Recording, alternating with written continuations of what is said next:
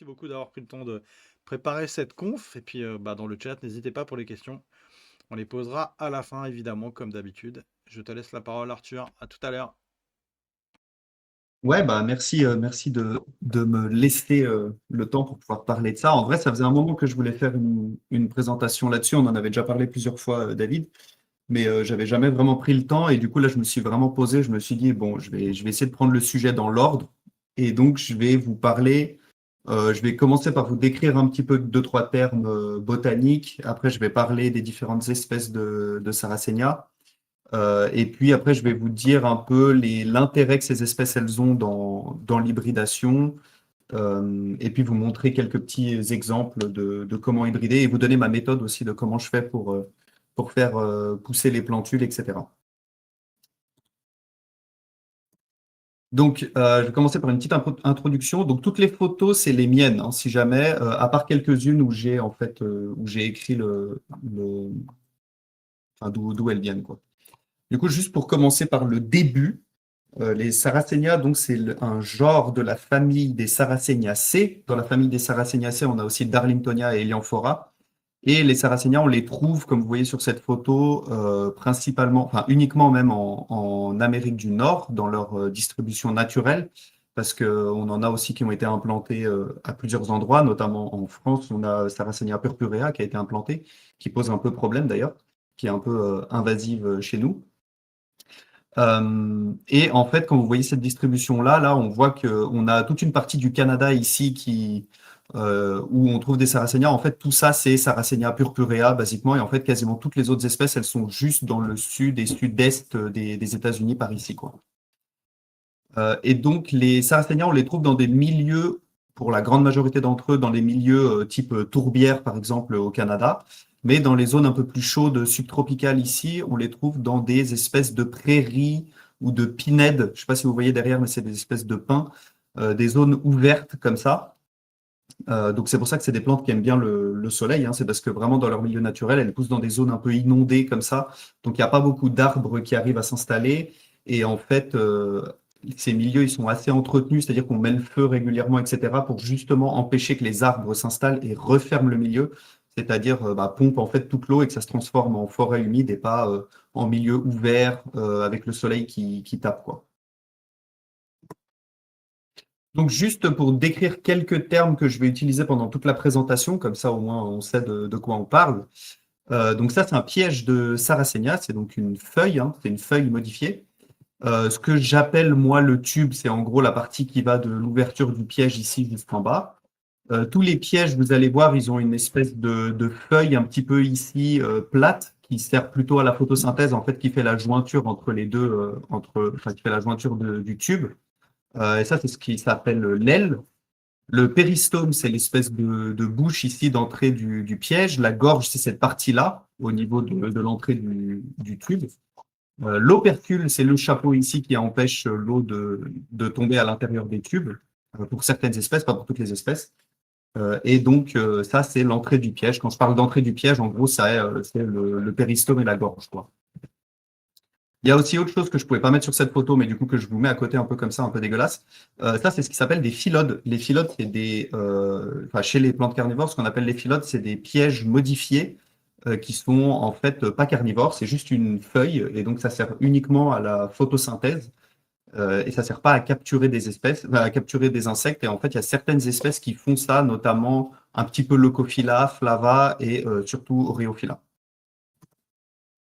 D'autres petits mots de vocabulaire, ce que j'appelle les points de croissance, c'est, vous voyez là, chaque fleur part d'un endroit du rhizome. Donc ça, c'est un rhizome, un peu comme les iris, hein. Donc c'est une espèce de tige souterraine d'où partent les feuilles. Et un point de croissance, c'est un des endroits où part la fleur comme ça et où partent les nouveaux pièges. Là, ce qu'on voit ici en rouge, c'est un nouveau piège, par exemple. Dernier petit truc, alors là c'est moins des termes botaniques et plus des termes vraiment qui marchent pour les plantes carnivores. Ce qu'on appelle les veines, donc ça porte assez bien son nom, hein, c'est pas très compliqué, c'est ces petites choses ici, là, les petites nervures rouges.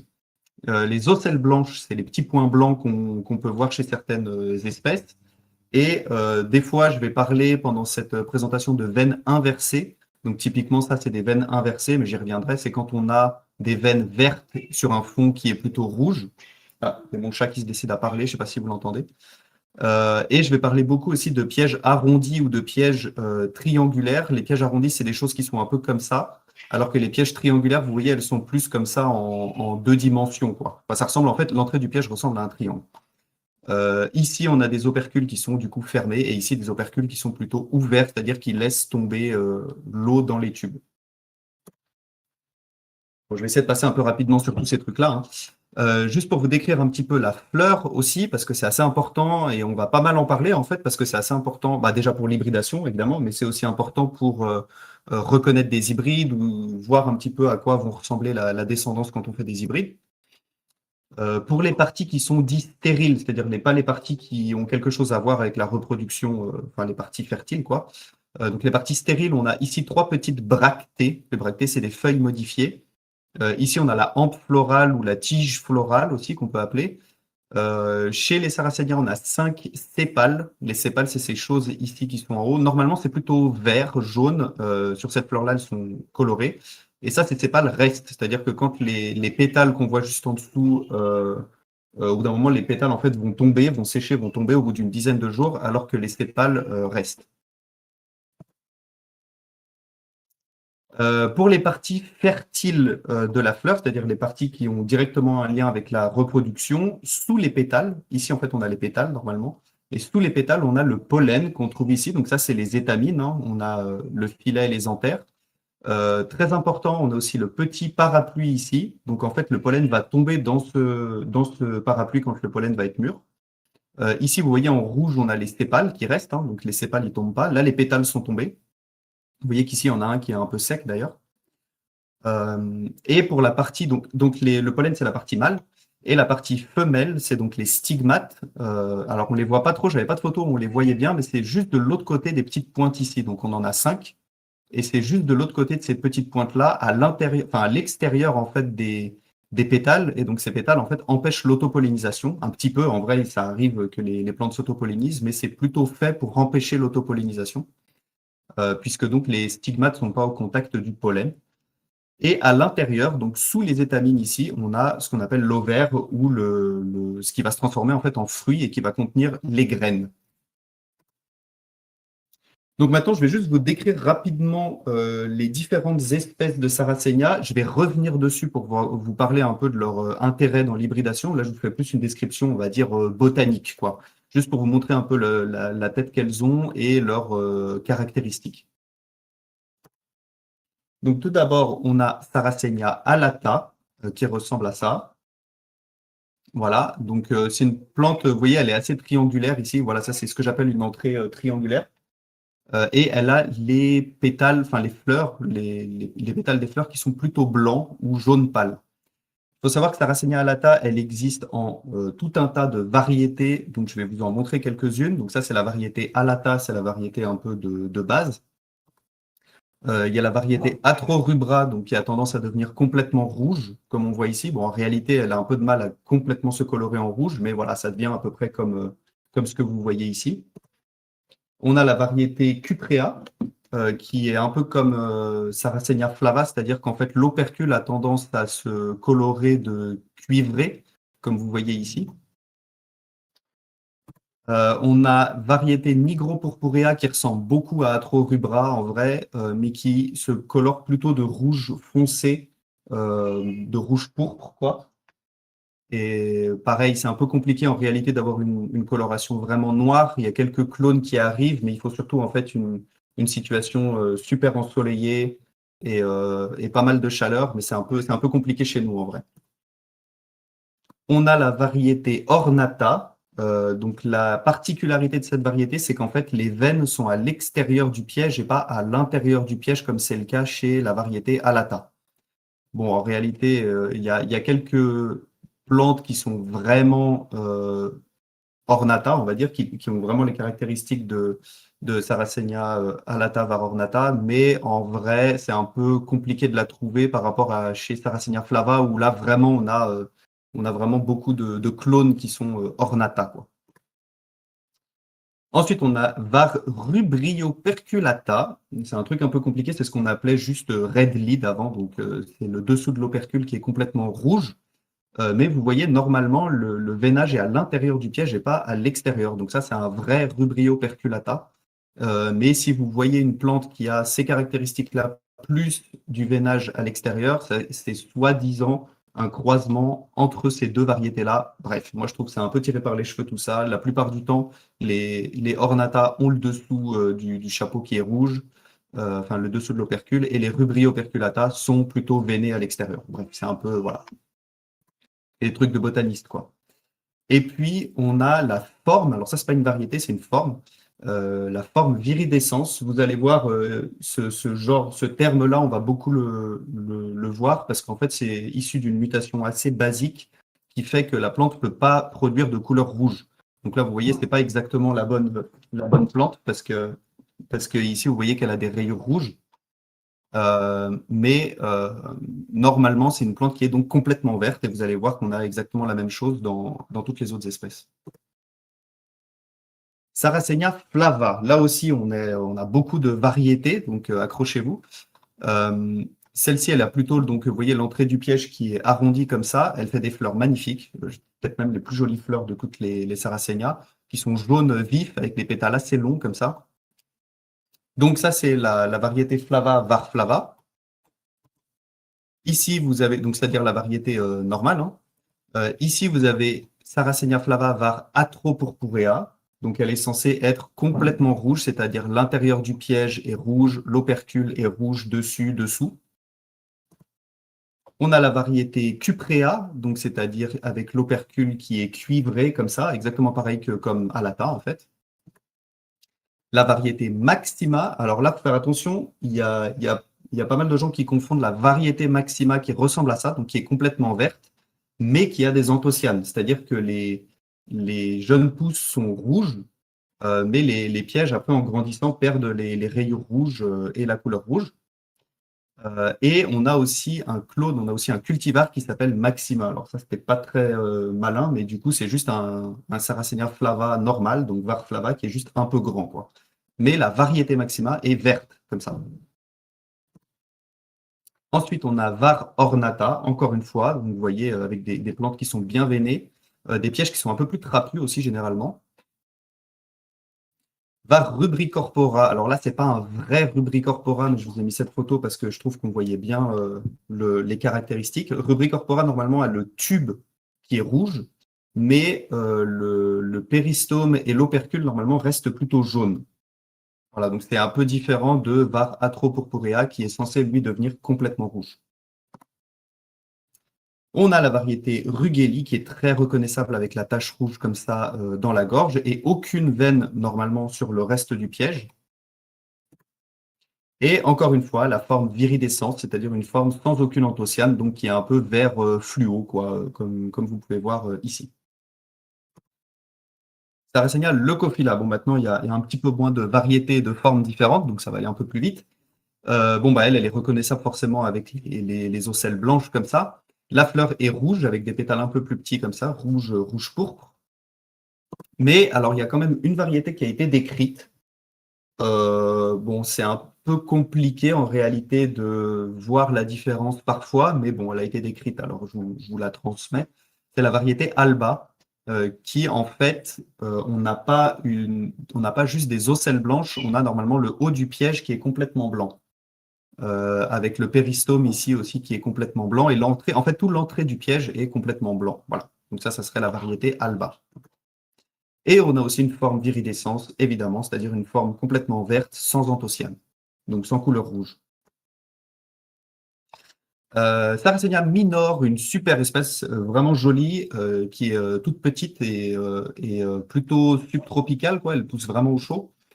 Sarracenia minor, elle a sa forme aussi viridescence, qui a donc pas d'anthocyane, donc pas de couleur rouge. Ça, c'est pas ma photo. Et on a une forme géante. Donc Sarracenia minor, elle s'appelle minor parce qu'elle est petite. En fait, elle fait, je sais pas, 40, 50 cm maximum. Mais il y a une variété qui pousse à un endroit très précis dans le lac de Okefenokee qui devient vraiment super grande. Elle peut atteindre 1 mètre de hauteur. mais elle a exactement la même tête que l'espèce de base Sarracenia minor. Sarracenia aureophylla, peut-être la moins connue des Sarracenia, un peu moins cultivée aussi parce qu'elle n'a pas beaucoup de formes, de variations et tout. Il en reste très très peu dans la nature, elle est en danger critique d'extinction. Et c'est une espèce qui ressemble un petit peu à Sarracenia flava dans l'idée, quoi. Il y a quand même une forme ornata. Alors attention, ça c'est pas ses fleurs, hein. Les fleurs elles sont jaunes. Ça c'est les fleurs d'une autre plante derrière. Et on a quand même donc une variété ornata, c'est-à-dire qui est veinée, quoi. Alors peut-être la plus différente de toutes les espèces de Sarracenia, la Sarracenia psittacina, qui a évolué pour pouvoir capturer des insectes ou des petites bêtes, des petits arthropodes aquatiques. Donc en fait, l'entrée du piège est là-dessous et cette plante, elle peut vivre sous l'eau sans aucun problème. Voilà, donc Psittacina, oups, ouais. Psittacina, il y a plusieurs variétés. Donc la variété normale, Psittacina, ce qui ressemble à ça. Encore une fois, une variété Psittacina viridescens, c'est-à-dire qui a pas de couleur rouge, encore une fois, qui n'a pas d'anthocyanes. On a une variété géante qui vient à peu près du même endroit d'ailleurs que la variété géante de Sarracenia minor, ce qui est un peu bizarre, qui vient de Okefenokee, donc une variété var okefenokensis qui fait 3-4 fois la taille de Sarracenia psittacina normale. Et cette variété Okefenokensis a aussi sa forme donc géante, mais aussi verte, c'est-à-dire sans anthocyanes, qui s'appelle forme Luteo viridis. Sarracenia purpurea, donc celle qui a la plus grande distribution parmi toutes les Sarracenia, celle qu'on trouve dans tout le Canada, celle qui est même chez nous en fait. Alors celle-là, elle a pas mal de sous-espèces et de formes aussi, je vais essayer de les passer vite. Donc elle reste petite, hein, c'est l'unique Sarracenia avec Psittacina qui fait pas des pièges qui montent en hauteur. Et les fleurs ressemblent un peu aux fleurs de Leucophila, quoi. Elles sont un peu rouges pourpres. On a sous-espèce Purpurea, donc c'est la basique, c'est celle-là. On a la forme sans anthocyanes, évidemment. On a la sous-espèce Venoza, qui est en fait plus trapue, elle est plus tropicale aussi, elle pousse plus au sud. Donc plus trapue, elle est plus poilue aussi. On a évidemment la forme sans anthocyane de cette sous-espèce-là. On a une variété, donc là on est à Sarracenia purpurea, sous-espèce venosa, variété Burki, qui est parfois sortie comme une espèce à part entière parce qu'elle a les fleurs roses et pas les fleurs rouges, quoi. Et le dessous des pétales, donc vous voyez les pétales sont bien roses, le dessous des pétales est blanc, donc c'est assez différent, mais en vrai la plante a vraiment la même tête, quoi. Et cette variété a elle-même, du coup, sa forme sans anthocyane. Donc là, on est à Sarracenia purpurea, sous-espèce venosa, var burki, forme luteola. Voilà. Un truc un peu de fou, quoi.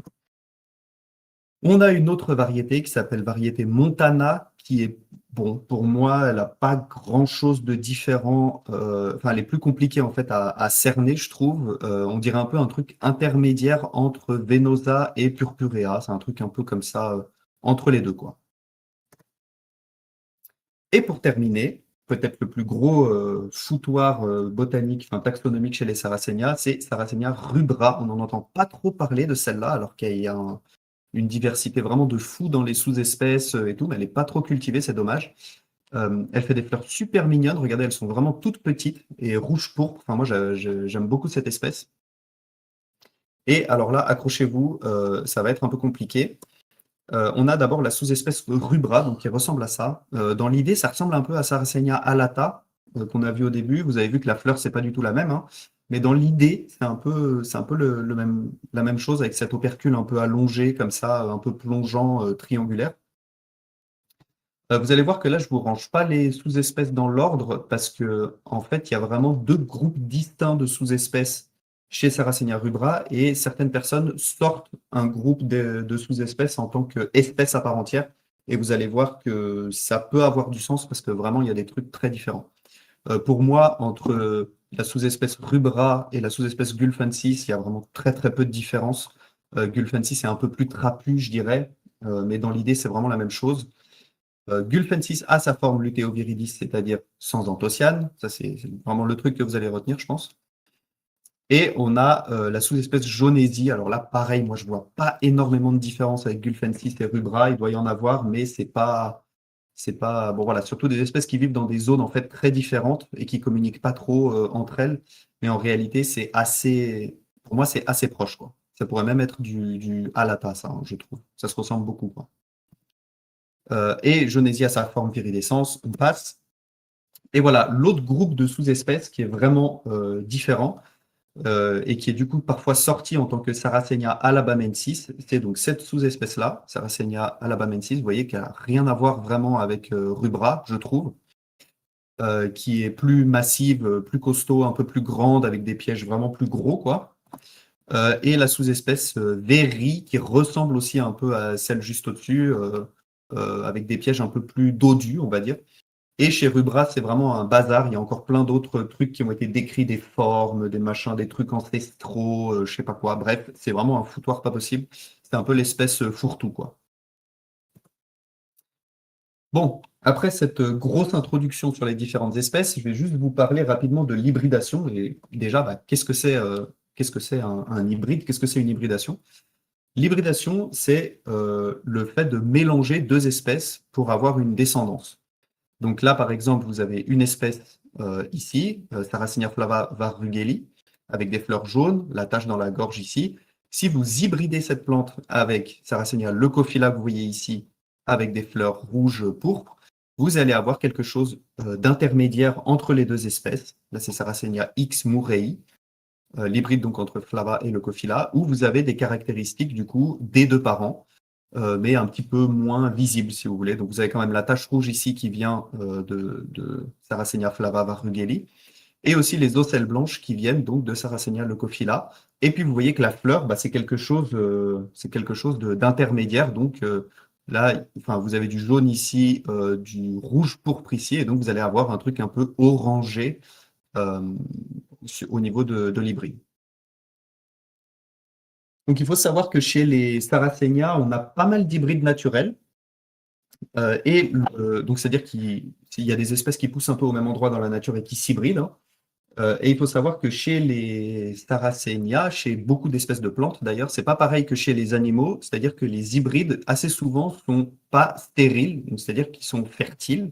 Donc en fait, ils peuvent avoir une descendance aussi. C'est-à-dire que les hybrides, vous pouvez les hybrider à l'infini et vous aurez toujours des plantes fertiles, alors que chez les animaux, vous savez, si vous hybridez, je sais pas, un lion et un tigre, la descendance, elle va être stérile et donc elle va pas pouvoir se reproduire. Donc ça veut dire qu'en fait, c'est des plantes qui génétiquement sont quand même globalement assez proches parce qu'elles arrivent encore à s'hybrider entre elles. Alors, j'avais reçu une question de Vernon, d'ailleurs, merci pour la question, quand j'avais fait un peu de pub là pour cette présentation, qu'il avait dit, il m'avait demandé qu'est-ce que c'est une introgression, parce qu'on parle souvent de ce terme-là. On dit, ah oui, ça c'est telle plante introgressée. Alors, c'est de la traduction de l'anglais, je ne sais pas si ça se dit en français, mais avec telle autre espèce. Bon, je vais vous montrer un exemple.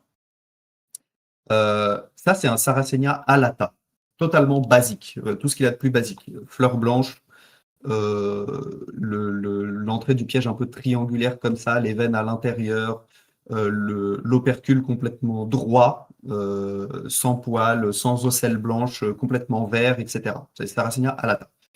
Bon, il s'avère que j'avais un clone de Sarracenia alata qui était introgressé avec Leucophylla. C'est-à-dire que globalement, la plante a la tête de Alata, mais en fait, sur certains pièges, avec dans certaines conditions, bien ensoleillées, etc., on pouvait voir que l'opercule avait tendance à se délaver un petit peu, et on voyait un peu des ocelles blanches apparaître, vous voyez, un peu des points blancs, quoi. Si vous regardez l'opercule, il est un tout petit peu ondulé aussi, vous voyez? Ça fait une espèce de petite vague un peu comme ça. Bah, ça, c'est pas vraiment caractéristique de Alata normalement. Et si vous regardez la fleur, elle n'était pas vraiment jaune pâle et blanche, elle avait des reflets un peu cuivrés, un peu orange. Bon, bah ça, typiquement, c'est un Sarracenia alata qui est introgressé avec un Sarracenia leucophylla. C'est-à-dire que peut-être que ses arrière-grands-parents, enfin, parmi ses arrière-arrière-grands-parents, il y avait un Sarracenia leucophylla. Sauf que ça a été recroisé tellement de fois avec du alata normal, pur, qu'au final, on voit quasiment plus les patterns de Sarracenia leucophylla. Voilà, donc ça, c'est une introgression. On peut l'appeler Sarracenia alata. parce qu'elle a vraiment toutes les caractéristiques de Sarracenia alata, mais en vrai, on voit qu'il y a un petit peu de Leucophila dans la génétique. Et en vrai, ça se passe pour énormément de plantes. On verra ça un peu plus tard. Ok, maintenant je vais juste repasser en revue un petit peu les espèces et je vais juste vous donner leurs caractéristiques et leur intérêt en fait pour l'hybridation de ce que moi j'ai vu en fait avec mes expériences un peu d'hybridation que je fais depuis environ une quinzaine d'années quoi. Si on recommence avec Sarracenia alata, c'est une plante qui est plutôt rustique, donc ça peut être intéressant. Enfin, elle est ni très rustique ni voilà, ni elle craint pas le froid quoi. On va dire qu'elle a une rusticité moyenne pour une Sarracenia, donc elle pousse partout en France, en tout cas partout, même à l'extérieur quoi, voire partout en Europe en fait. La période de croissance, c'est quelque chose qui est assez important parce que c'est quelque chose qui passe assez bien à la descendance. Chez Alata, c'est sympa parce qu'elle pousse globalement toute l'année, un petit peu plus en automne qu'au printemps. Au printemps, elle va faire des pièges un peu plus fins, un petit peu moins de pièges. En automne, elle va en faire un peu plus. Euh, la couleur des fleurs, comme je vous ai dit, elle est blanche et jaune, donc ça passe assez bien aussi. Et la couleur des pièges est variable parce que vous avez vu, il y a 50 000 variétés et tout. Donc en fait, il y a une palette assez incroyable pour jouer avec pour les hybridations. Et c'est le genre de choses qui est important et qui passe à la descendance. Ce que j'appelle caractéristiques propres que je vais vous montrer, c'est des choses que vous pouvez voir dans des hybrides euh, et qui vont vous faire, enfin qui vont vous donner en fait l'information qu'il y a probablement Alata dans la parenté. Donc les choses qui passent très bien à la descendance et qui sont vraiment typiques de cette espèce-là, c'est la forme vraiment triangulaire là des pièges et de l'opercule. Et puis ce rouge que vous avez sous l'opercule, là il y a vraiment que cette espèce-là qui fait ça. Donc, si jamais vous voyez un hybride où vous savez pas trop ce qu'est une plante et vous voyez ce genre de caractéristiques, vous pouvez être sûr que ça vient de Sarracenia alata. Et maintenant, vous savez que ça vient de la variété Rubrio perculata exactement. L'intérêt pour l'hybridation pour cette espèce, c'est que elle est très productive en termes de pièges et surtout, elle produit des pièges toute l'année. Et ça, c'est vraiment sympa parce que c'est pas toutes les espèces qui ont ça. Généralement, les plantes poussent soit au printemps, soit à l'automne. Alata, elle pousse vraiment toute l'année, quoi. Euh, En plus de ça, elle se divise assez rapidement au niveau des rhizomes, donc on a assez vite des divisions, etc. C'est vraiment pratique. Et comme je vous ai dit, il y a énormément de variétés différentes, comme je vous ai montré au début. Donc en fait, pour jouer avec l'hybridation, c'est vraiment sympa. Et en plus, c'est vraiment sous-coté, quoi. Autant des hybrides entre Flava et Leucophila, on en a eu plein, des X-Morei. Autant avec Alata, on peut avoir des hybrides vraiment super beaux. Il y a une diversité incroyable avec laquelle on peut jouer et il n'y a pas grand-chose qui a été fait pour l'instant. Ça, par exemple, c'est un X Areolata, donc un hybride entre Leucophila et Alata. Et j'en ai fait plein, plein, plein il y a quelques années et je trouve que c'est des hybrides magnifiques, quoi. Typiquement, là, vous voyez bien le rouge sous l'opercule et la forme vraiment triangulaire qui laisse vraiment aucun doute sur la parenté. Voilà, ça c'était juste pour vous dire qu'il y avait beaucoup de variétés. Il y en a même qui sont complètement rouges et donc ça peut faire des hybrides vraiment sympas. Sarracenia flava. Alors, c'est une des espèces les plus rustiques. C'est une des espèces qui pousse le plus au nord aussi, aux États-Unis. Donc celle-là, voilà, si vous voulez un truc costaud et si vous vivez dans des régions un peu froides, il n'y a vraiment aucun problème, vous pouvez la mettre dehors sans aucun souci. Elle pousse quasiment que au printemps. Parfois en automne, vous voyez, elle fait ici, là, on voit un peu les phyllodes. Donc ça devait être en été, j'imagine, ou alors c'est les phyllodes de l'année d'avant. Mais généralement, il y a assez peu de croissance quand même en automne. La couleur des fleurs est jaune et la couleur des pièges est variable parce que je vous ai dit, enfin je vous ai montré, il y a plein plein plein de variétés différentes. Les caractéristiques qui sont propres à Flava, je dirais que c'est la forme un peu arrondie comme ça des pièges.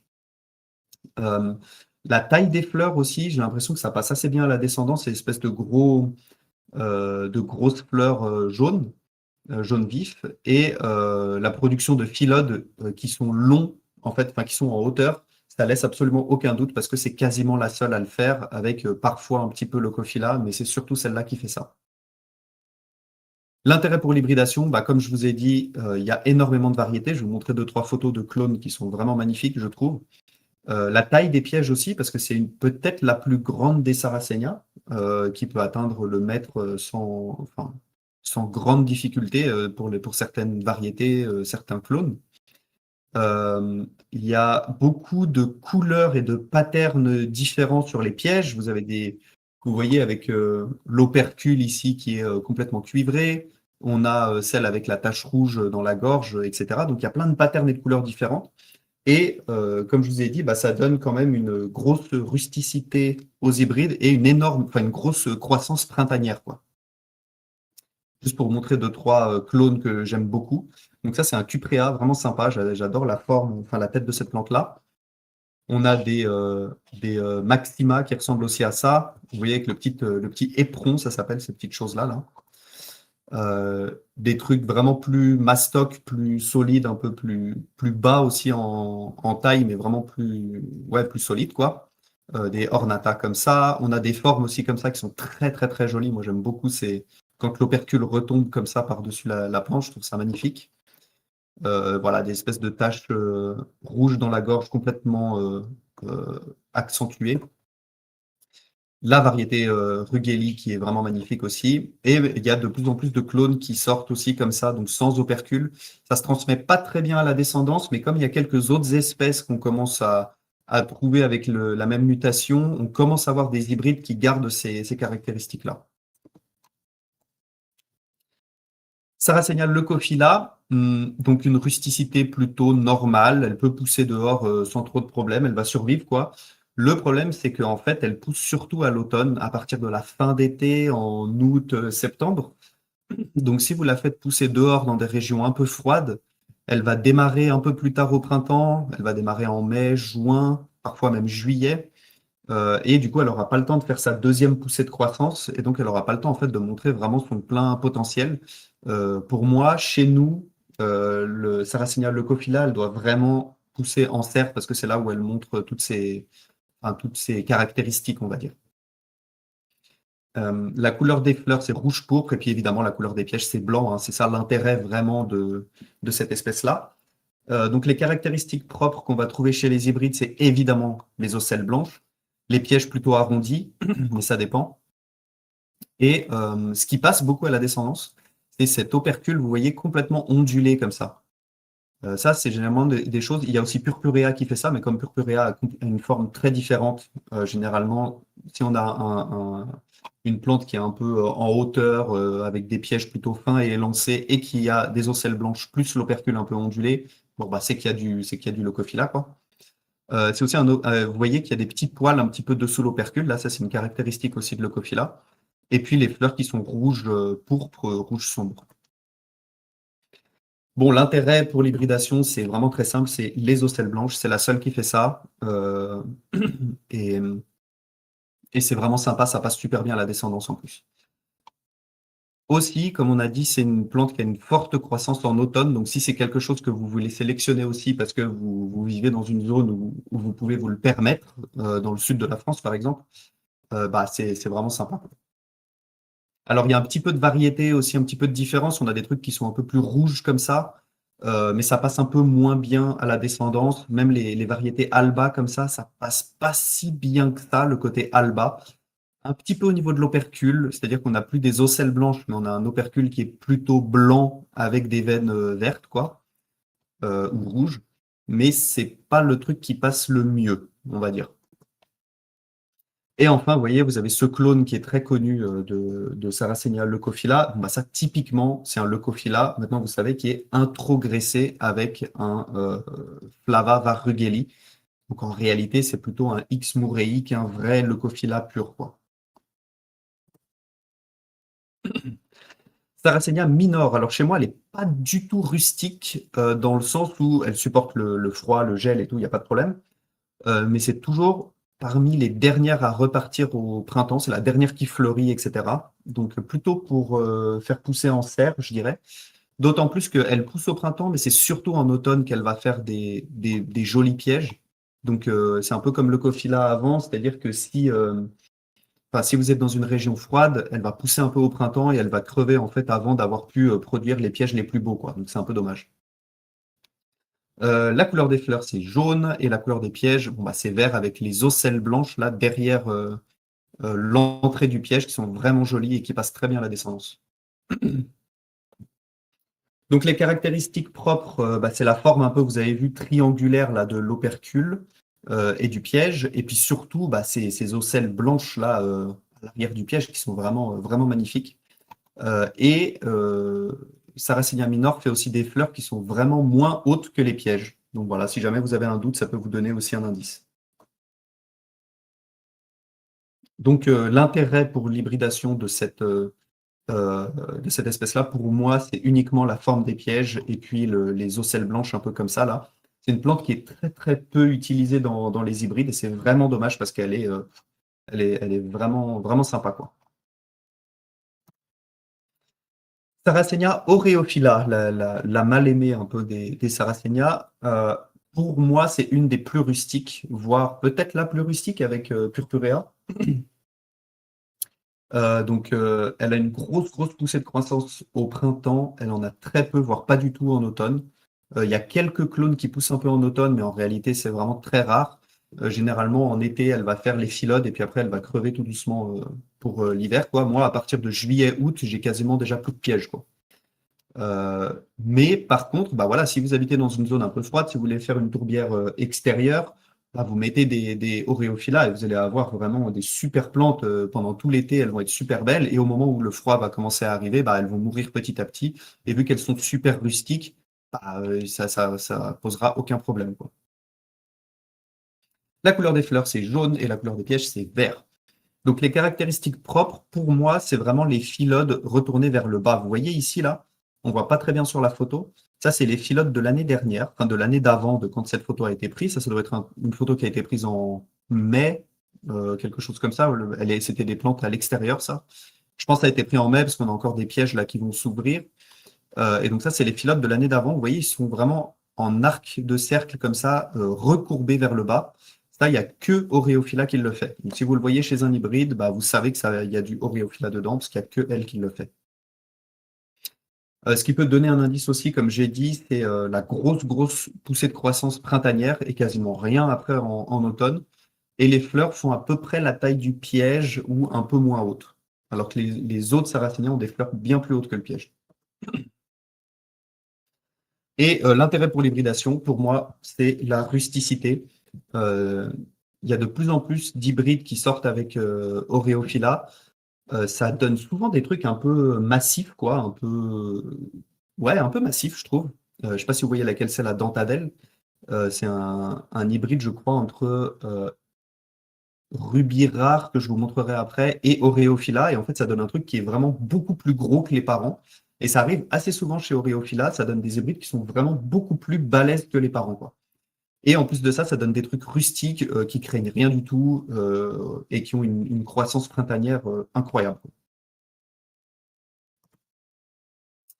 Psittacina, pareil chez moi, pas très rustique. Ouais, elle a tendance à aimer un peu plus le chaud, l'humidité, etc., le soleil. Elle pousse globalement toute l'année. Les pièges du printemps sont juste un peu plus petits et les pièges d'automne sont mieux formés, plus costauds, quoi. Un peu plus trapus, plus massifs. La couleur des fleurs, c'est rouge, pourpre, et puis la couleur des pièges, bah, ça dépend. Il y a du vert, du rouge, voilà. Bon, bah, celle-là, les caractéristiques, je pense qu'il n'y a pas trop besoin de s'étaler sur le sujet. On voit très bien la forme vraiment très, très particulière des pièges.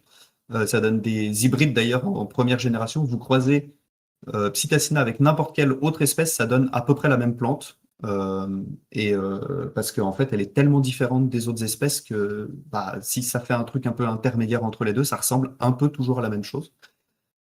Et puis, il y a aussi ce truc de pousser un peu en étoile autour du rhizome. Et pas, vous voyez, chez les autres espèces, on a le rhizome qui avance et puis les feuilles qui sortent comme ça du rhizome en avançant.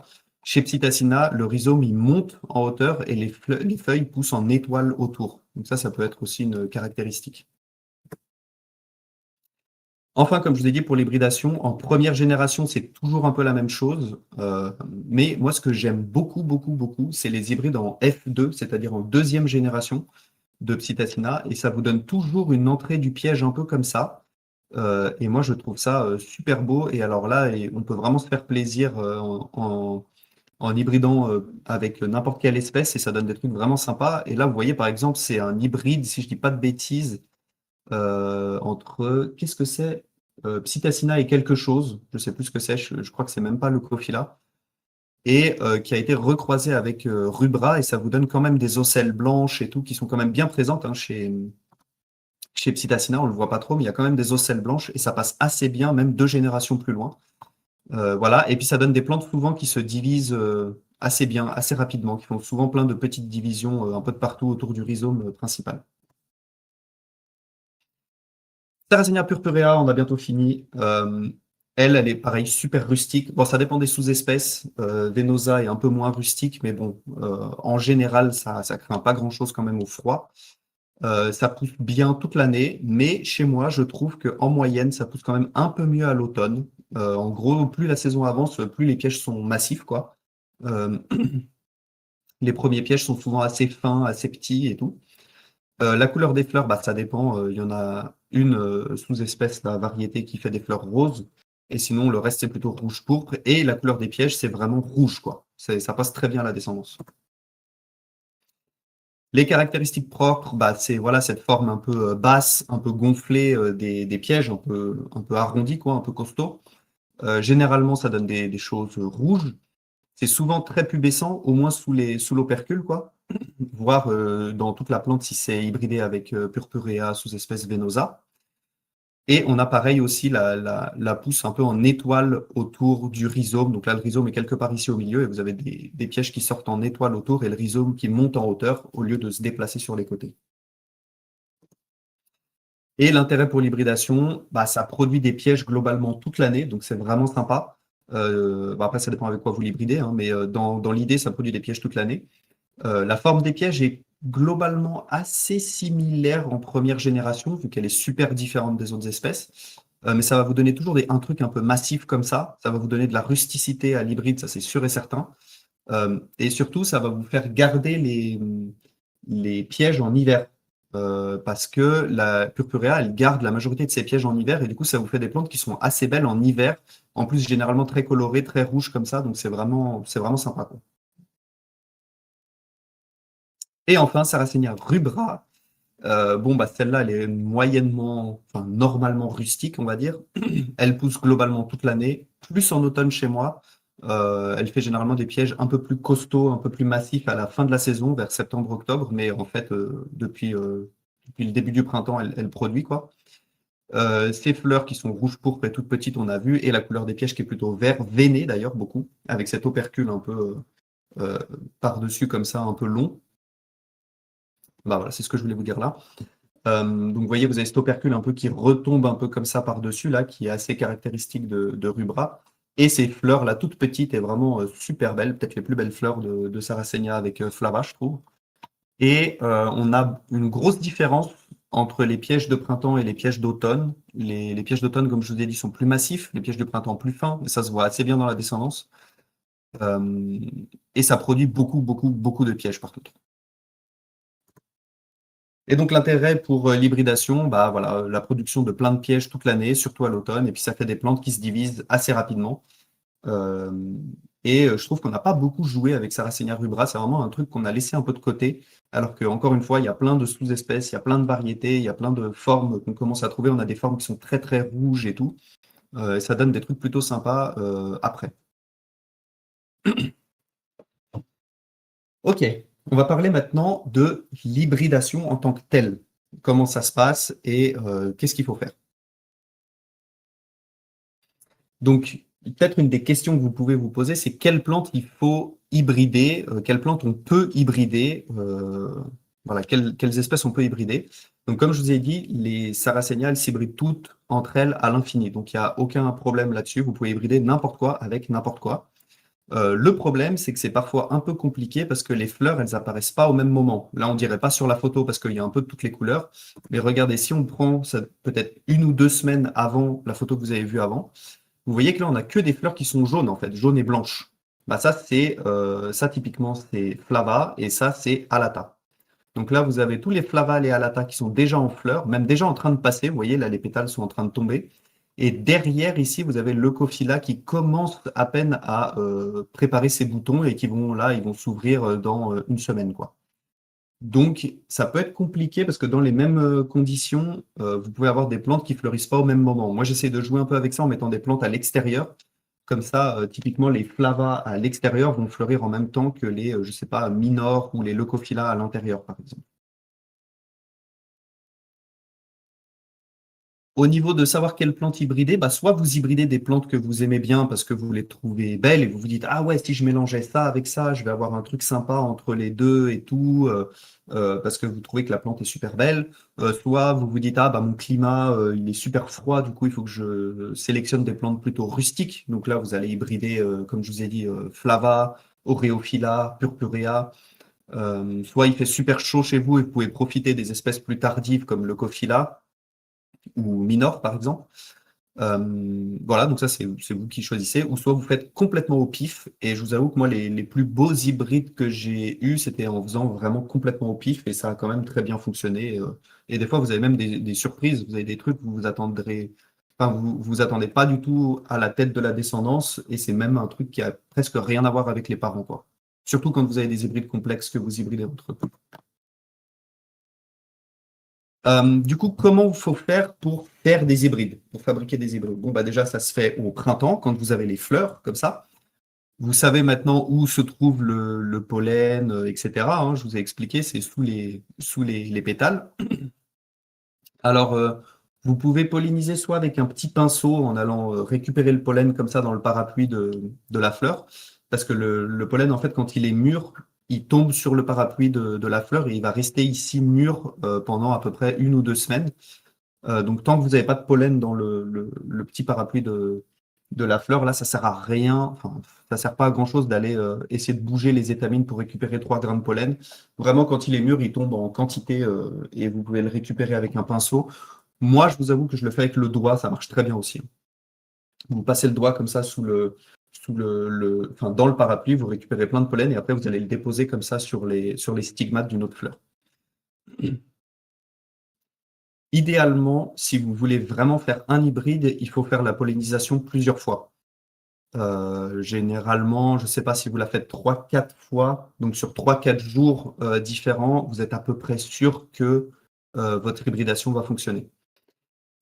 Après, il y a des gens qui protègent les fleurs, vous savez, qui mettent un espèce de sac autour. Moi, je l'ai fait plusieurs fois. Des fois, ça fait un peu cramer la plante, donc il faut prendre des sacs un peu qui respirent. En réalité, si vous voulez pas vendre vos graines, enfin, si vous voulez pas vous assurer absolument de la parenté, et que en plus de ça, en vrai, vous hybridez comme ça 3, 4 fois de suite, 3, 4 jours de suite les fleurs, il y a quasiment aucune chance que vous ayez une pollinisation qui soit pas exactement ce que vous avez demandé. Mais bon, voilà, si vous voulez faire les choses vraiment bien, bien, bien, vous pouvez mettre un sac autour de la fleur même avant qu'elle s'ouvre pour éviter qu'il y ait des problèmes. Polliniser manuellement comme ça tous les 3, 4 jours en remettant bien le sac après.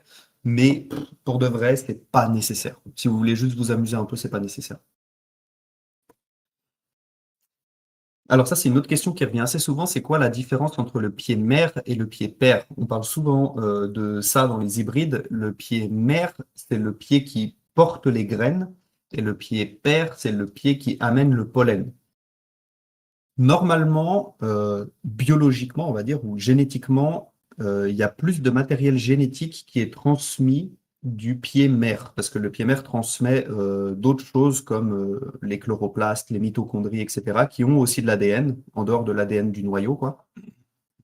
Donc, normalement, la descendance ressemble toujours plus au pied mère qu'au pied père, parce qu'on a un peu plus de génétique du pied mère que du pied père. En réalité, ça c'est la théorie, mais en réalité, moi, chez les Sarracenia, j'ai jamais vu de différence. Par exemple, là, sur ces 4 hybrides que vous voyez, donc ces 4 X areolata, il y en a 2 qui ont comme pied mère alata et 2 qui ont comme pied mère leucophylla. Et franchement, moi, je ne vois pas de différence notable entre toutes ces plantes-là. Et si vous voulez savoir, c'est ça. Donc ici, c'est leucophylla X alata et là, c'est alata X leucophylla. En vrai, il n'y a pas vraiment, de différence, quoi. Du coup, on s'en fiche un peu. Moi-même, je vous conseille de prendre le pied mère, la plante qui produit le plus de graines. Généralement, tous les hybrides à base de purpurea ou flava, par exemple, qui font des grosses fleurs, ça porte beaucoup plus de graines et donc essayez de les prendre plutôt en pied mère parce que comme ça, vous allez avoir plus de graines, en fait, tout simplement. Donc, quand vous pollinisez votre fleur, le fruit, donc c'est ça, il va maturer pendant toute l'année, toute la saison. Et puis, aux alentours de fin septembre, octobre, par là, il va commencer à sécher, à être bien gonflé comme ça et à sécher. Et à ce moment-là, vous pouvez le récolter quand il commence à s'ouvrir. Je ne sais pas si vous voyez ici, par exemple, il y a des petites fentes un peu qui commencent à s'ouvrir ici aussi, et on commence à voir les graines. Bon, bah là, c'est que les graines sont déjà mûres. Vous pouvez même récolter un peu avant, mais si vous voulez être sûr, vous attendez que le fruit s'ouvre de lui-même pour libérer les graines, en fait. Et quand vous voyez donc que ça s'est tout craquelé comme ça, bah, vous pouvez récolter.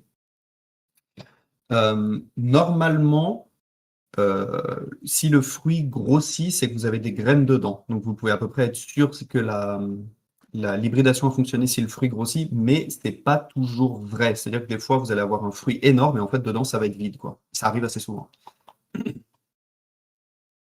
Donc à partir de ce moment-là, vous pouvez récolter les graines. Moi, je vous conseille de couper la hampe, de la mettre à l'intérieur parce qu'au moindre coup de vent, les graines s'envolent sur une feuille blanche, quoi. Et puis vous récupérez les graines comme ça. Et vous pouvez donc conserver les graines, si vous voulez, au frigo, par exemple, toute l'année, ou alors les semer directement. Pourquoi les semer directement donc en automne ou les conserver au frigo? Parce que les sarracénias, vu que c'est des plantes qui ont besoin d'une période de repos, elles ont besoin d'une stratification, ça s'appelle, c'est-à-dire que les graines doivent passer par un moment froid et ou humide pour ramollir, si vous voulez, la couche externe de la graine et enclencher la germination quand les températures remontent, quoi. Donc, si vous semez vos graines juste après la récolte, vous allez avoir une stratification naturelle parce que bah, les graines vont passer l'hiver dehors ou dans votre serre ou n'importe quoi, à l'humidité, au froid, et donc au printemps, ça va germer sans aucun problème. Ou alors, vous préférez semer au printemps, et à ce moment-là, les graines, il faut les mettre dans une petite enveloppe en papier, là, on a déjà montré plusieurs fois avec Laurent comment faire les petites enveloppes. Vous les mettez au frigo, au sec, si possible, et pour pas que ça pourrisse, quoi.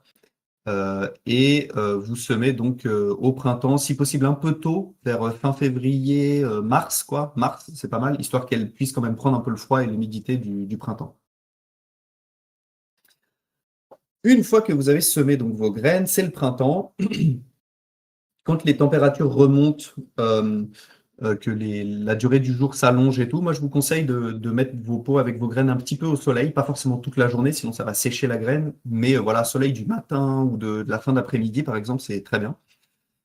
Et à partir de, je sais pas, moi je dirais autour de mi-mai, fin mai, début juin, les graines vont commencer à germer. Et à ce moment-là, bah, elles vont commencer à pousser. Donc là, typiquement, c'est des plantules que vous voyez là, de 4 mois, plus ou moins, hein. Au bout de 7 mois, ça ressemble encore à peu près à ça. Donc là, c'est vraiment la fin de la saison. Ça doit être novembre, octobre, novembre. Donc vous voyez des plantes qui ont germé peut-être en, je sais pas, avril, mai, quelque chose comme ça. Donc 6 mois, on va dire, 6-7 mois. Euh, bah après, vos plantes, elles vont continuer à grandir. Au bout de 1 an, ça ressemble à peu près à ça. Donc là, on commence à avoir, vous voyez, quelques caractéristiques, on va dire, des futures plantes, quoi, des futurs hybrides. Moi, je vous conseille d'attendre au moins 1 an avant de commencer à rempoter, à faire des choses comme ça, parce qu'il y a des graines qui vont pas germer la première saison, mais qui vont germer la deuxième saison. C'est-à-dire que vous voyez vos plantes qui germent au mois de mai, vous leur laissez passer l'été, et généralement, parfois en automne, parfois au printemps suivant, vous avez d'autres graines qui germent. Donc, si vous avez le temps et la place, vous pouvez laisser germer comme ça vos graines pendant 1 an et les laisser dans le même pot, quoi. Après environ 1 an et demi, ça ressemble à ça. Et là, vous voyez qu'on commence à avoir quelques caractéristiques. On commence à deviner un peu les différences entre les différents hybrides, quoi. On commence à voir les caractéristiques des plantes. Et après 2 ans, vous pouvez commencer à sélectionner. Parce qu'au bout de 2 ans, ça ressemble à ça. Quelques petits tips, quelques petits conseils pour la croissance des plantules. Au bout de 1 an, c'est pas mal de les rempoter pour leur donner de la place, peut-être 1 an et demi ou voire 2 ans, quoi. C'est possible de faire sauter le premier hiver, c'est-à-dire de les rentrer au chaud sous lampe à partir de octobre, novembre. Et puis comme ça, en fait, elles vont continuer à pousser et au printemps suivant, elles auront presque déjà la taille qu'elles auraient à la fin de l'année suivante. Donc, vous gagnez à peu près 6 mois par hiver que vous vous faites passer à l'intérieur. Le premier hiver, c'est possible. Le deuxième aussi, si vraiment vous êtes très, très, très pressé. Mais c'est pas nécessaire. Et alors, j'avais vu aussi la question de l'engrais pour les plantules. Moi, je n'utilise pas l'engrais. J'avais essayé l'osmocote plusieurs fois. J'ai pas trouvé ça très concluant en réalité par rapport à d'autres plantes. J'ai même cramé en fait pas mal de plantules. J'ai pas vu vraiment de différence de croissance et tout. Bon, ça m'a pas paru fantastique.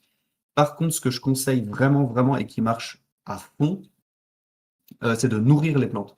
À partir d'environ 1 an, là, vous voyez quand elles ont à peu près cette taille-là, là, qu'elles commencent à avoir des pièges un peu bien formés, bah, vous prenez des petites pipettes de poisson, vous mettez de la nourriture pour poisson que vous touillez un peu pour bien diluer dans l'eau, et puis toutes les semaines, par exemple, et ben, vous venez remplir avec une pipette, vous venez remplir tous les petits pièges comme ça, vous déposez une goutte dedans, et alors là, ça les fait pousser vraiment, enfin, ça leur fait vraiment gagner, moi je trouve, ça leur fait gagner du temps de fou, quoi. Ok, la dernière petite partie sur maintenant la sélection des plantules, histoire d'avoir des traits sympathiques. Donc les premières sélections de plantules, vous pouvez les faire après environ 2 ans. Là, typiquement, c'est une plante qui a 2 ans à peu près. Vous voyez, on voit déjà, ben, moi c'est ce que je voulais sélectionner évidemment, hein, les veines inversées là. Et donc là, moi, si je vois cette plante-là comme ça, je me dis, bon, bah, celle-là, je vais déjà la sélectionner, c'est sûr, parce qu'elle a des caractéristiques assez visibles et assez tôt en plus dans la croissance, quoi. Moi, je conseille de ne pas jeter de plantules. Avant, je le faisais. Maintenant, je le fais plus. Je préfère les donner en fait à des gens, quoi, quand les gens me commandent des plantes et tout. Parce qu'en fait, il y a certaines plantes qui peuvent être super moches ou super banales pendant 3, 4, 5 ans, et qui en fait, la septième année, ça va donner un truc de fou, quoi. En plus de ça, il y a des plantes qui poussent pas très vite, il y a des plantes qui poussent beaucoup plus vite.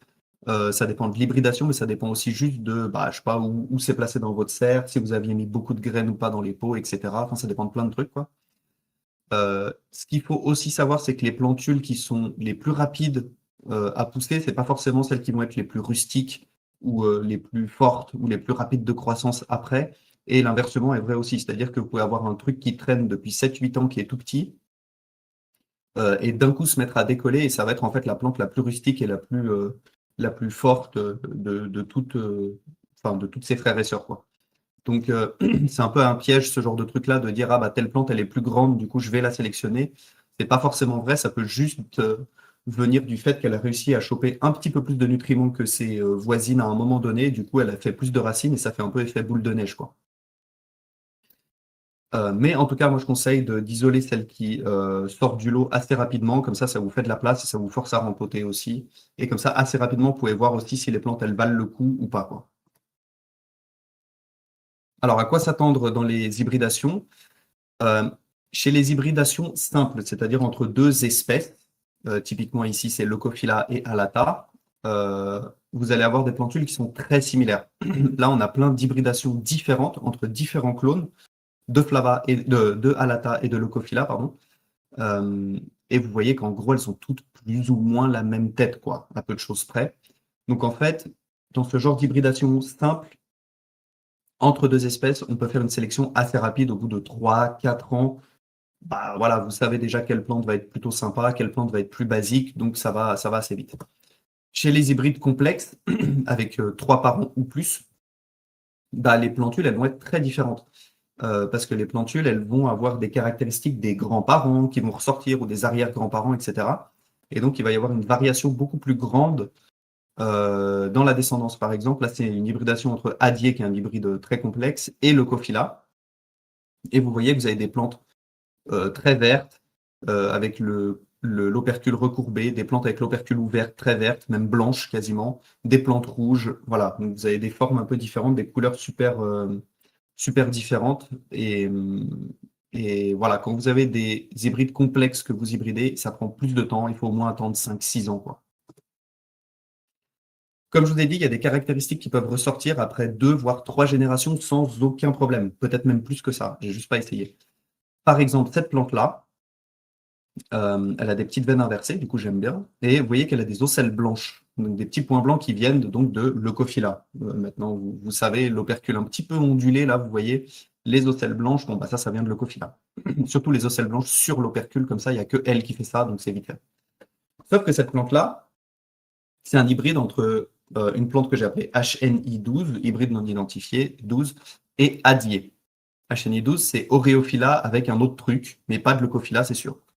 Adier, c'est un hybride entre Purpurea et Flava wallata, hybridé avec un X morei, donc avec un Flava X Leucophylla. Donc en fait, ce que vous voyez ici, les ocelles blanches, c'est des trucs qui viennent de la plante qui est en fait l'arrière-grand-parent de cette plante-là. Donc vous voyez qu'il y a des caractéristiques, surtout dans les hybrides complexes, qui peuvent ressortir vraiment longtemps après. Donc ça reste un peu dans le patrimoine génétique, et puis des fois ça sort, des fois non. Moi, dans les plantules de ces hybridations, j'en ai pas mal avec des ocelles blanches, mais pas toutes. J'en ai qui en ont pas du tout, par exemple. Donc voilà, ça dépend. Et enfin, dernier petit point là-dessus, on m'a posé la question de l'avantage et des inconvénients d'avoir les plantes en serre ou à l'extérieur. Pour moi, c'est pas très important. Vous allez juste sélectionner des trucs différents. En serre, les plantes, là par exemple, c'est la même plante, hein, Sarracenia dentadelle. À l'intérieur, elle va être super belle, bien rouge comme ça, super jolie. À l'extérieur, elle va être plus ramassée, plus trapue. Euh, voilà, donc ça, c'est vraiment différent. Moi, je conseille plutôt de sélectionner en serre parce que les plantes sont plus jolies, sont plus rouges et tout. Si vous voulez des trucs qui sont costauds, rustiques, vous sélectionnez directement à l'extérieur et comme ça, il n'y a pas y a pas de problème. Et en plus, vous allez sélectionner les plantes les plus belles dans vos conditions à l'extérieur. Parce que tous les super clones comme ça, euh, vous pouvez avoir des plantes très belles, très colorées, qui ont été toujours en fait poussées en serre, et vous allez les planter dans votre tourbière à l'extérieur, et en fait elles vont être vertes et un peu basiques, quoi. Donc faut faire un peu attention à ça. Allez, pour terminer, je vous mets juste quelques petits exemples, et je vais vous faire jouer après un petit quiz, si vous êtes encore là, si vous avez encore, si vous n'avez pas trop sommeil, je vais aller vite.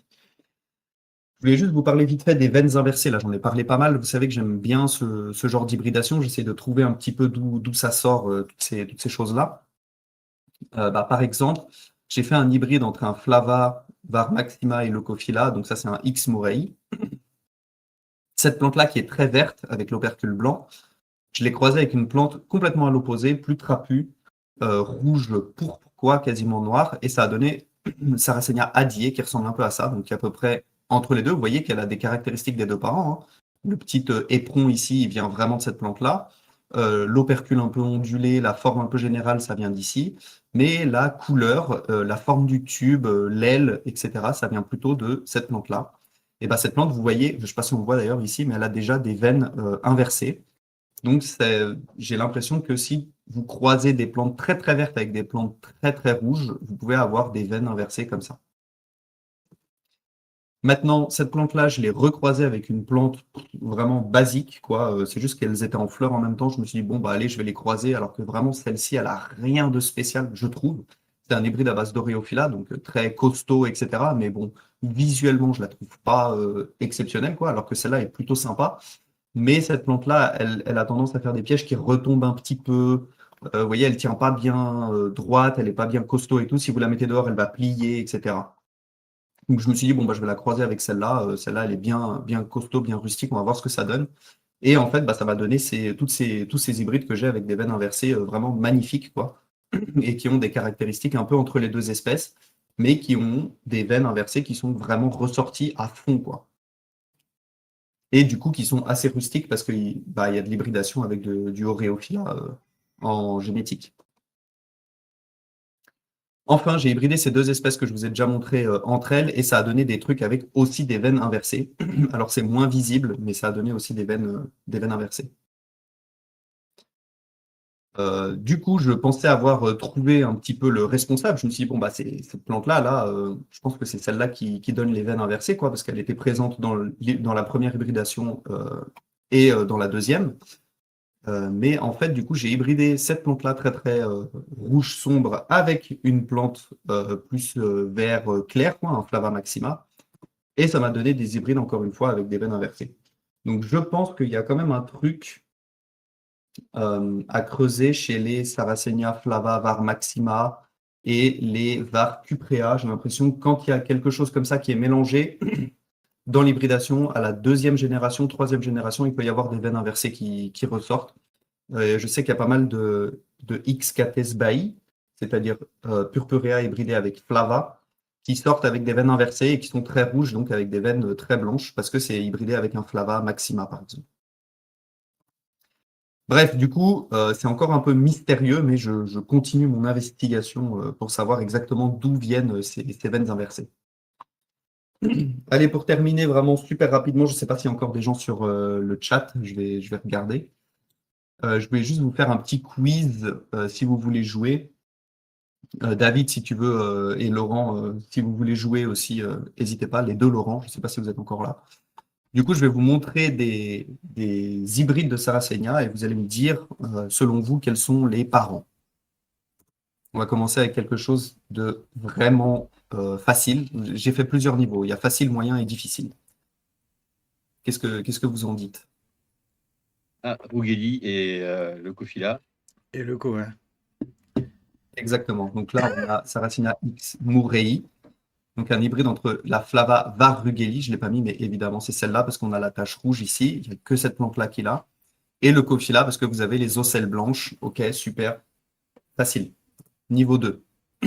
Ah, attendez, pardon, je vous avais mis des photos exactement des parents d'ailleurs pour vous rendre compte. Donc là, on a vraiment un truc intermédiaire entre les deux parents. Ah, c'est flagrant, ouais. Alors, cette deuxième espèce, pareil, c'est assez facile.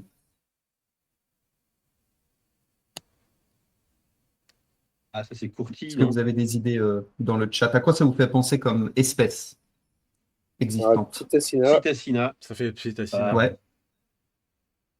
Ouais. Psittacina par quelque chose, dit Psittacina Étienne, X oui. quelque chose, ouais, c'est ça. Ouais. Qu'est-ce que ça pourrait être l'autre pour que ça ait vraiment cette forme, vous voyez, bas, Moi, je en dirais, étoile autour du rhizome? Du moi, purpuréa je dans dirais le chat. Purpu, non? Ouais, Purpurea. c'est ça. Exactement, c'est Psittacina hybridé avec Bien joué. Purpurea, donc Sarracenia X Courti. Si c'était Psittacina hybridé avec un autre type de Sarracenias, on aurait eu des pièges plus en hauteur, plus élancés, mais avec une ouverture du piège un peu similaire, mais un truc un peu plus en hauteur. Là, c'est vraiment un truc très bas, très ramassé, et en fait, bah, c'est vraiment un truc intermédiaire entre ces deux-là, mais qui garde la caractéristique en fait qu'elles ont en commun, c'est-à-dire le fait de rester petite et d'avoir les pièges un peu en étoile comme ça autour du rhizome. Niveau moyen. Là, c'est un petit peu plus compliqué. Ça ne veut pas dire que l'hybridation est plus compliquée, c'est juste que c'est plus compliqué de voir les parents, je dirais. Il y a un des parents qui est assez évident, où il y a des caractéristiques vraiment visibles. Moi, je pense déjà, il y a du rubra. Exactement, il y a du rubra. Très bien. Pour moi, c'était le compliqué de cet hybride, mais oui, il y a du rubra, exactement. Et c'est même du rubra la forme du chapeau. alabamensis. Ouais, avec la forme du chapeau un peu comme ça qui retombe là. Exactement. Et l'autre parent. L'autre, forcément, c'est le Leucophila par rapport aux Leuco, ocelles blanches que tu disais sur le chapeau. Exactement. C'est exactement ça. T'as vu, j'ai bien écouté, hein. Bien Bon élève. T'as vu, hein, putain. Donc ça, c'est un X-Ready. On n'en voit pas beaucoup des X-Ready. En fait, on en a un ou deux en vente un peu dans les jardineries. En tout cas, à l'époque, il y avait des X-Ready en vente dans les jardineries ou les X-Stevensi, là, comme vous connaissez peut-être. Et en fait, ça, c'est un X-Ready que j'ai fait moi-même entre un Leucophila et un Rubra alabamensis, exactement entre ces deux plantes-là. Et donc, on a un truc un peu intermédiaire entre les deux, quoi. Voilà. Elle est chouette, ça. Très chouette. Avec, vous voyez, la forme du piège un peu qui retombe là, comme ça, le péristome, ça vient vraiment de alabamensis, et puis les ocelles blanches qui viennent plutôt de Leucophila. Enfin bon, sympa, quoi. Ouais, allez, c'est bientôt fini. Là c'est un niveau un petit peu plus compliqué. Qu'est-ce que vous voyez? Quelles caractéristiques vous voyez dans cet hybride-là?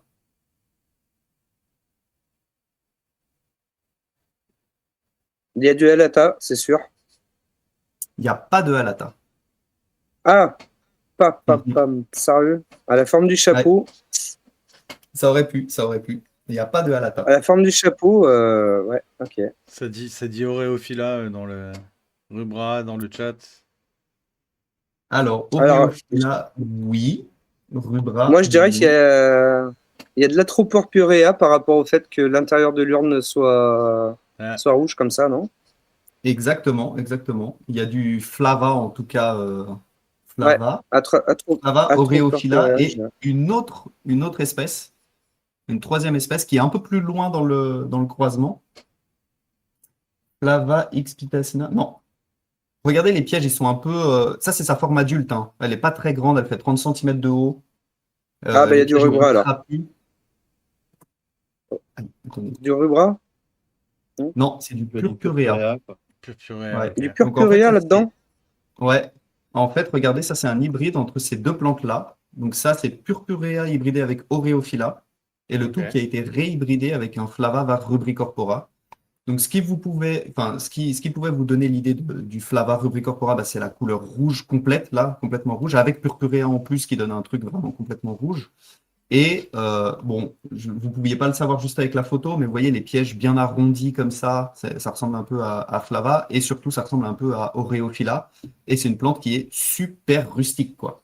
Les pièges durent toute l'année, elle est super balèze, elle pousse super bien au printemps, elle pousse super bien à l'automne, enfin voilà. Bon, maintenant le niveau extrême, je ne vais pas vous faire jouer, mais là, ça c'est un truc juste.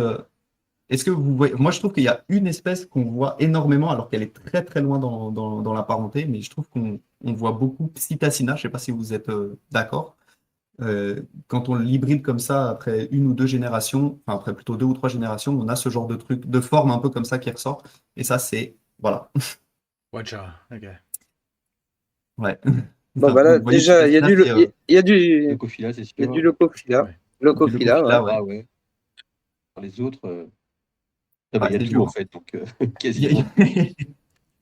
Ouais, et puis surtout là, après de savoir qui est où, on va dire, dans l'arbre généalogique, là, ça devient un peu compliqué quand même. C'est complexe, ouais. C'est le problème des hybrides complexes. Eh ben, écoutez, merci beaucoup. Désolé, ça a été très long. J'avais fait un truc très long. C'est super, merci beaucoup. Vraiment, c'était franchement, n'hésitez pas. On a été gâtés.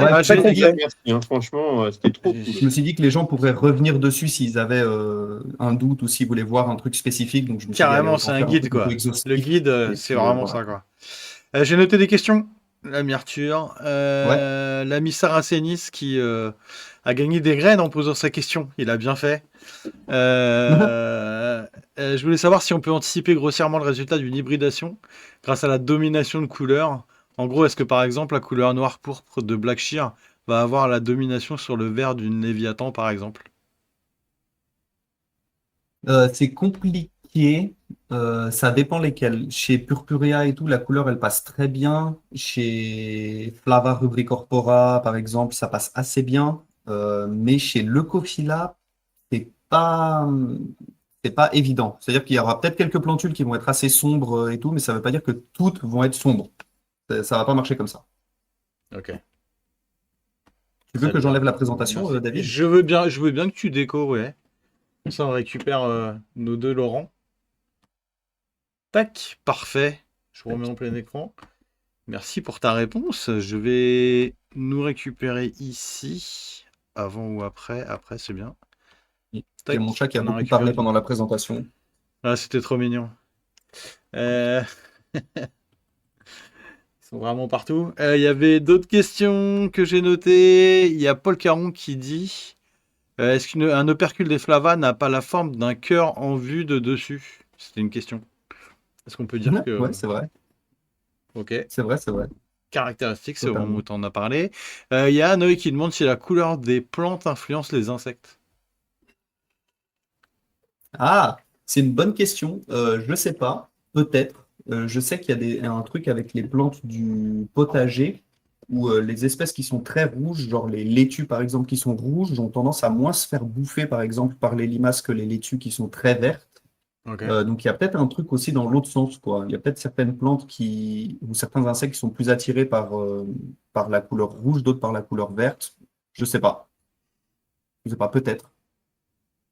Ok, à creuser. Point à creuser. Il y avait une question sur... Excuse-moi. Est-ce que les formes sans autocyanine, elles sont beaucoup moins solides que les autres quand on fait des hybrides avec? Est-ce que ça se reporte ou est-ce que c'est une caractéristique qui disparaît? Moi, j'ai fait exprès de ne pas vouloir parler de génétique, de trucs comme ça, mais la mutation Non, non, t'inquiète. Non, mais c'est une vraie bonne question parce qu'il y a un vrai truc sur la mutation sans anthocyanes. C'est presque un truc de cours de génétique, quoi. Ça marche parfaitement. C'est-à-dire que c'est une mutation qui est récessive. Donc, il faut avoir les deux versions du gène pour que ça s'exprime. C'est-à-dire que si tu as une, euh, une plante sans anthocyanes, donc complètement verte, que tu hybrides avec une plante normale, ça va donner une descendance normale. Par contre, après, dans la descendance, ils sont tous porteurs du gène. Donc, à ce moment-là, si tu les réhybrides avec une plante sans anthocyanes, tu vas avoir la moitié de ta descendance qui va être verte et l'autre moitié qui va être colorée, quoi. C'est vraiment c'est la vraie génétique que tu sais mendélienne là que tu apprends avec les petits pois en SVT, quoi. Ça marche parfaitement avec la mutation des anthocyanes, ouais. Merci pour ta réponse. Il y avait une question pour savoir si on pouvait hybrider n'importe quelle Sarracenia avec n'importe laquelle. Tu as répondu en disant oui, qu'il y avait Mhm. globalement pas de limite. Je sais que chez les piments, c'est pas le cas. Il y a des espèces de piments qui s'hybrident pas, de ce que j'ai compris, hein. Mais chez les carnis, ça Ah marche. ouais, Ouais, ouais, ok. ouais. Je crois qu'il y en a qu'on peut pas croiser. Enfin, ça donne rien, quoi. Et il y a Axius qui a fait une remarque. La forme géante de Minor passe super bien en extérieur chez moi. Elle a doublé de volume en un an dans une grande tourbière. Voilà, pour l'info. Ouais, ouais. Euh, Non, mais elle pousse, hein, c'est sûr, mais vu que c'est des plantes qui aiment bien le chaud, je trouve que c'est plus intéressant de les avoir en serre parce qu'elles prennent plus leur temps à pousser dans la saison. Donc, en serre, elles peuvent devenir encore plus balèzes, quoi. Très bien. Bah, écoutez, je pense qu'on a fait le tour des questions. Il est déjà ultra tard. On y passerait des heures. Ouais, désolé, Évidemment. désolé. Non, non, mais pas de souci. Merci d'avoir pris le temps. Je vais refaire un micro-point. Si vous voulez nous soutenir, évidemment, il y a notre chaîne YouTube. Vous pouvez aller y voir les replays et mettre des likes sur les vidéos. Vous pouvez également vous abonner à notre page Facebook sur laquelle je mets les différents événements. Ah, c'est lui le coupable. C'était donc le coupable. Je, Euh, je vous montre le coupable voilà. immédiatement. Et vous pouvez évidemment sur Twitch nous suivre, nous follow donc, et également prendre un abonnement chez nous, devenir donc prendre un sub. Et vous pouvez le faire de deux manières. Si vous avez un compte Amazon Prime, je vous mets un petit coup le mode d'emploi. Vous pouvez lier votre compte Amazon Prime avec votre compte Twitch. Et à ce moment-là, tous les mois, vous pouvez prendre gratuitement un abonnement sur la chaîne de votre choix sur Twitch, évidemment. Et si vous n'avez pas d'Amazon Prime, vous pouvez nous soutenir directement en payant un abonnement, évidemment. On se retrouve normalement d'ici 14 jours. C'est donc le 18 février pour la table ronde numéro 30. Messieurs, je vais vous laisser le mot de la fin. Laurent Carny 69, je te laisse le mot de la fin pour ce soir. Est-ce que tu as kiffé ta soirée? Eh ben, déjà, je voulais vraiment te remercier de m'avoir invité ça m'a vraiment fait plaisir. Le lendemain que j'ai publié ma vidéo, que tu me contactes par rapport au fait que tu voulais faire voilà, une petite soirée, enfin voilà, que je fasse un petit exposé sur ma serre, je l'ai vraiment pris Carrément. là parce que je me suis dit waouh, super l'impact, parce que bon, je l'ai fait pour moi, mais ça m'a vraiment touché d'être invité ce soir. Donc voilà, je voulais te remercier, ton équipe et toi-même, d'avoir partagé ma passion avec vous et tous ceux qui ont suivi.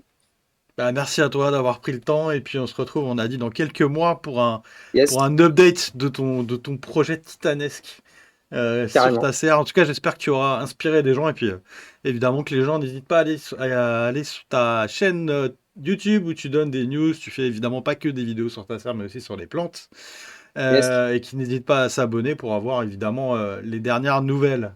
Laurent, comment tu as vécu cette soirée? Est-ce que tu as appris des choses une fois de plus?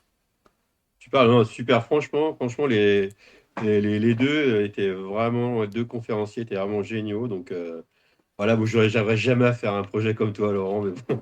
Écoute, ça nous fait rêver, franchement. Mais C'est ça donne ça. plein de petits trucs aussi. Et peut-être qu'on fera des trucs à Ah, on sait pas. modèle réduit, mais tu vois, des tout petits trucs modèle réduit. Ah, Mais en fait, tu vois, c'est important de nous faire rêver quand bah, si ça fait on rêver, voit, c'est cool. on a un objectif dans la vie, tu vois, tu te dis, c'est ça. Ouais, c'est bien. Et puis, Arthur, Tu fais chier, j'ai pris plein de notes et je me suis dit, tiens, je m'en souviendrai plus. Je sais que je vais voir le replay, mais ça m'énerverait de ne pas pouvoir me rappeler de plein de trucs. Donc, merci beaucoup. Ça me donne envie de faire des croisements. Voilà, ça va être, Ah, ça va être carrément, là. super. Là, ça J'ai donne compris envie de plein de faire de trucs l'hybride. que j'avais absolument pas compris. Donc, j'ai l'impression d'être un peu moins bête ce soir. Pas plus bricoleur, mais moins bête. Voilà. Non, Merci franchement, beaucoup, Arthur, Laurent. Ouais, super exposé, Arthur. Très complet. Là, carrément. j'ai rien à dire sur tout ce que tu as dit. Moi, l'hybridation, j'en fais pas depuis aussi longtemps que toi, mais je m'y suis mis il y a quelques temps. Et là, tes petits tips et tout, c'est vraiment des tips que j'ai notés moi. Donc, non, franchement, super ton exposé, super complet. Génial. Bravo. Ah, franchement, Bravo si à ça peut toi. vous servir, moi, ça m'a fait du bien aussi de tout remettre à plat un peu parce que j'avais Ouais. plein d'idées un peu n'importe comment et de tout organiser. Je trouve que c'est pas mal aussi après. Non, non, c'était C'est vraiment assez super intéressant, quoi. complet. Bien, non, super. Bravo. Beau boulot. Cool. Ben ouais, et Laurent, désolé d'avoir parlé aussi longtemps, mais moi j'aurais bien aimé poser encore 50 000 questions aussi sur ton C'est projet. ça. Mais si tu vas revenir pour nous expliquer, nous montrer un peu, ça va. Faudrait Mais passer toute une soirée sur ta conf. ouais, pas de souci. La prochaine fois, ce sera plus détaillé. Les plantes seront en pleine forme. Donc, non, ça va être cool. Ça marche. Merci beaucoup, messieurs, de votre présence, de votre temps. Merci au chat de ouf. Encore une fois, avec plein de questions, plein d'explications. C'était vraiment génial. Merci de partager et de prendre le temps de partager avec nous le premier mercredi et le troisième mercredi du mois. On se retrouve, les amis, dans 2 semaines. Je ne sais pas encore qui sera présent, sauf je sais qu'on aura donc Dimitri Goni qui sera avec nous. On parlera avec lui de son expérience de pro, évidemment, et puis évidemment une table ronde avec un thème central qui sera décliné comme d'habitude. Vous avez l'habitude, vous arrêtez de jouer avec le point capture, les amis. C'est fini cette histoire. Bon, allez, je vous souhaite une bonne soirée. Je vous dis à dans 2 semaines. Merci beaucoup de votre présence. Merci le chat. Merci. Merci messieurs. Très bonne soirée à vous. Ciao. Merci. Ciao, ciao.